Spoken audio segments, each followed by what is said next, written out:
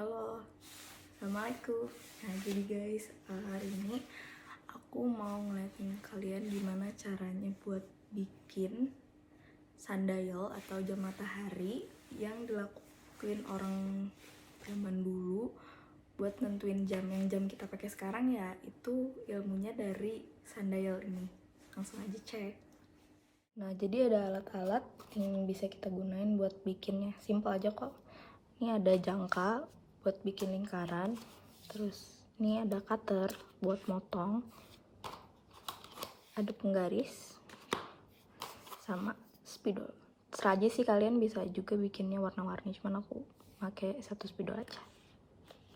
Terus yang paling penting ini buat bikin jamnya.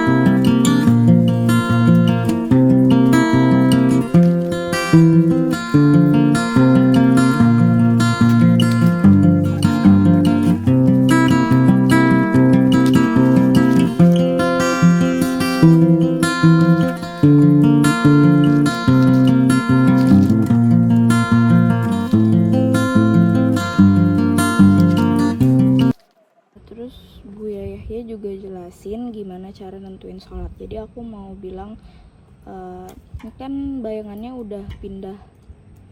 pindah ke timuran ya. Berarti kita bisa lihat nih, kalau misalnya dia lebihan, nih bayangan ini lebihan. Nah itu kelihatan kan, kalau bayangannya lebihan berarti itu sudah memasuki waktu asar dan waktu zuhur sudah habis. Nah jadi ini jam sundial matahari yang udah aku bikin, terus aku taruh. Nah terus aku juga naruhnya sesuai dengan terbit sama tenggelamnya matahari. Jadi di sini adalah barat, yaitu terbitnya matahari. Di sini adalah timur, tenggelamnya matahari. Nah jadi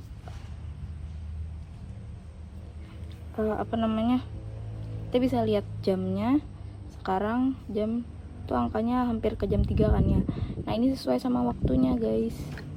Ya kena angin. Nah di sini. Jadi aku arahin ini sesuai. Terus aku juga mau jelasin penjelasan gimana nentuin waktu sholat dari Bu Yahya. Nah matahari itu kan terbitnya dari timur ke barat kan. Nah kalau misalnya matahari itu sudah berpindah ke barat, berarti bayangannya ada di timur kan. Nah itu berarti sudah memasuki waktu zuhur. Nah kalau misalnya kan tadi kita pakai jam ini, jam matahari ini. Terus kalau misalnya bayangan pulpen tadi udah pas sama bayangannya, panjang pulpen tadi, berarti itu sudah masuk waktu zuhur.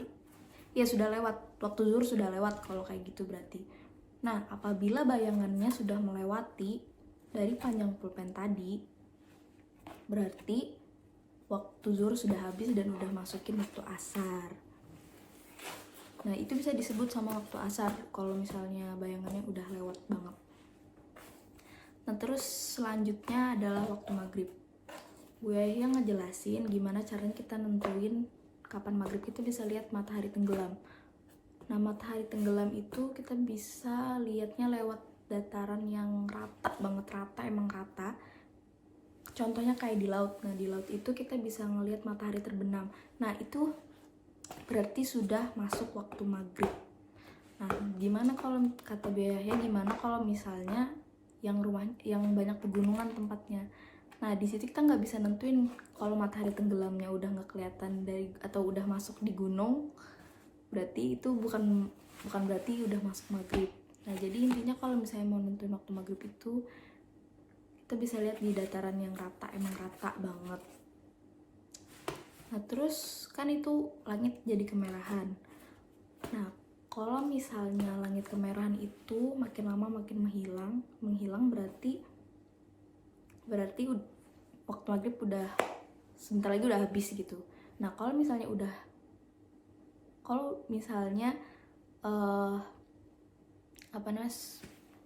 langit merah tadi, langit yang udah merah udah perlahan-lahan meredup dan udah hilang sama sekali, nah berarti waktu maghrib sudah habis dan udah masuk waktu isya. Terus aku mau jelasin gimana cara nentuin salat subuh. Nah ada dua kata Bu Yahya, itu ada fajar kazib sama fajar sodik. Nah fajar kazib itu fajar yang sebelum memasuki waktu subuh, jadi cahayanya itu dia tidak merata dan mengerucut ke atas, kelihatan di ufuk timur.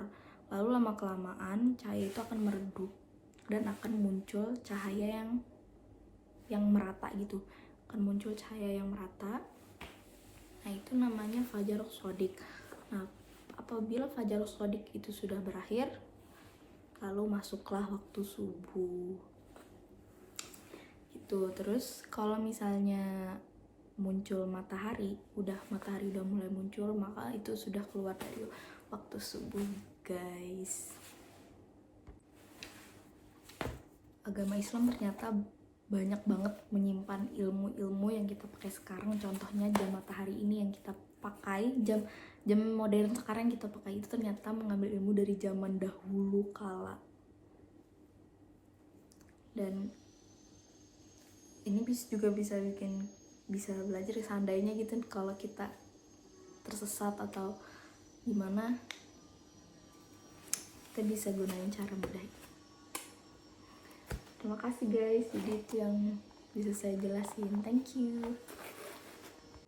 Sebenarnya banyak banget ilmu-ilmu yang bisa kita pelajari dari zaman dulu, dan tinggal kita aja bagaimana caranya bisa kita lakukan di kehidupan sehari-hari.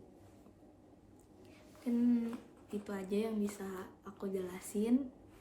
Wassalamualaikum warahmatullahi wabarakatuh.